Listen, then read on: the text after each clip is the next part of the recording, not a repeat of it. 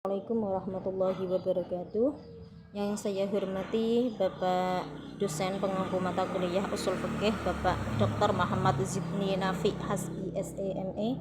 Yang saya hormati teman-teman kelas B13. Saya sendiri adalah Nur Thayyibah dari kelompok 1 akan mempresentasikan PPT saya yang berjudul Pengantar Ushul Fiqih dan Epistemologi. Pengertian fikih dan usul fikih. Fikih menurut bahasa yaitu pemahaman yang mendalam. Fikih menurut istilah yaitu ilmu yang menerangkan hukum syara yang amali yang diambil dari dalil yang terinci. Usul fikih yaitu ilmu tentang kaidah-kaidah dan pembahasan-pembahasan yang digunakan sebagai alat untuk memperoleh hukum syara yang amali dari dalil-dalil yang tafsili. Fungsi usul fikih pertama, menjadi pedoman dan petunjuk bagi manusia di dalam mengatur diri dan masyarakat. Kedua, alat penyeimbang di antara unsur yang baik dan yang tidak baik yang terdapat di dalam diri manusia. Ketiga, alat untuk mendidik manusia menjadi suci lahir dan batin. Dalil terkait usul fikih.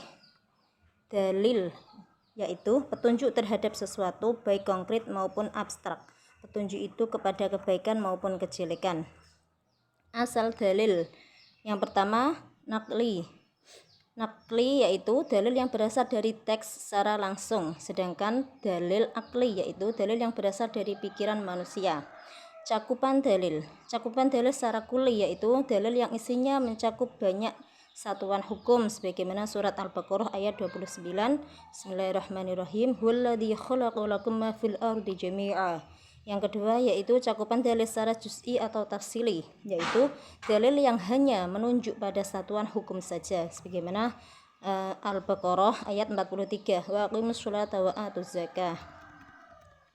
Kekuatan dalil. Kekuatan dalil secara qat'i yaitu dalil yang mendatangkan kepastian atau keyakinan. Qat'i wurud atau subut yaitu dalil yang diyakini datangnya dari pembuat syara' dalam kurung Al-Quran, hadis mutawatir, hadis masyhur. Qat'i dalalah adalah dalil yang lafadz dan susunan katanya tegas dan jelas menunjuk arti atau maksud tertentu. Sebagaimana surat An-Nur ayat 2. Bismillahirrahmanirrahim. Az-zaniyatu waz-zani fajlidu kulla wahidin minhuma mi'ata jaldah. Yang kedua, kekuatan dalil secara zanni yaitu dalil yang mendatangkan dugaan kuat. Zanni wurud atau subut sendiri yaitu dalil yang diduga keras datangnya dari pembuat syara' atau hadis ahad. Zanni dalalah yaitu dalil yang lafadz atau susunan katanya tidak jelas dan tidak tegas menunjukkan pada arti atau maksud tertentu sebagaimana surat Al-Baqarah ayat 228 yang berbunyi wal mutallaqatu yatarabbasuna bi anfusihinna thalathata quru'. Penggunaan dalil oleh imam madhab. Yang pertama, Imam Abu Hanifah yaitu kitabullah atau Al-Quran, As-Sunnah, Al-Ijma', Al-Qiyas, Istihsan, Uruf. Sedangkan Imam Asy-Syafi'i yaitu Al-Quran, As-Sunnah, Al-Ijma', Qiyas. Imam Malik yaitu kitabullah atau Al-Quran, Sunnah Rasul yang sahih, amal penduduk Madinah, Al-Qiyas, maslahah dan maslahah mursalah. Imam Ahmad bin Hanbal yang pertama An-Nas yaitu Al-Quran atau hadis marfu', yang kedua fatwa sahabat atau ijma' sahabat, hadis mursal dan hadis hasan, yang terakhir yaitu Al-Qiyas.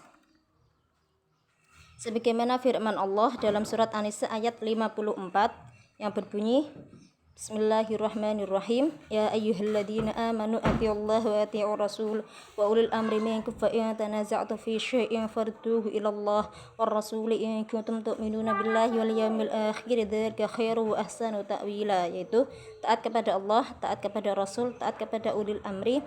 Apabila beda pendapat, kembalikan kepada Allah, kembalikan kepada Rasul. Usul fikih sebagai epistemologi. Usul fikih memuat prinsip-prinsip metodologi ilmu Islam.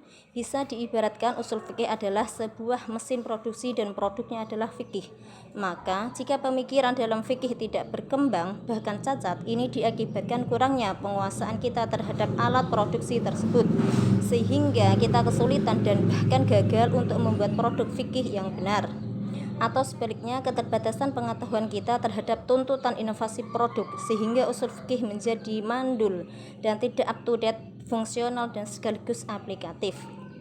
Istilah metodologi berkaitan erat dengan praktek epistemologi, yaitu cabang filsafat yang mencari penjelasan mengenai proses dan tahapan sehingga menghasilkan pengetahuan. Usul fikih memiliki fungsi dan peran yang mirip dengan logika dalam filsafat.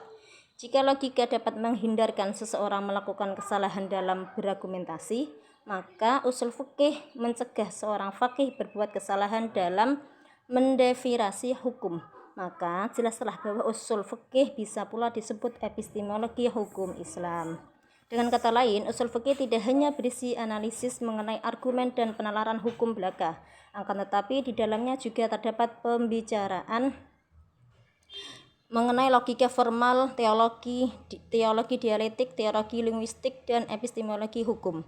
Apabila teori hukum barat mengarahkan kajiannya pada masalah-masalah hukum dan legitimasinya dalam satu konteks sosial dan institusional, maka teori hukum Islam melihat masalah-masalah itu sebagai isu-isu epistemologi.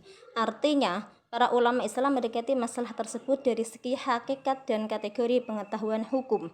Bahkan Aurkun secara tegas berpendapat bahwa usul fikih pada hakikatnya telah menyentuh epistemologi kontemporer. Demikian presentasi PPT dari saya. Terima kasih dan wassalamualaikum warahmatullahi wabarakatuh.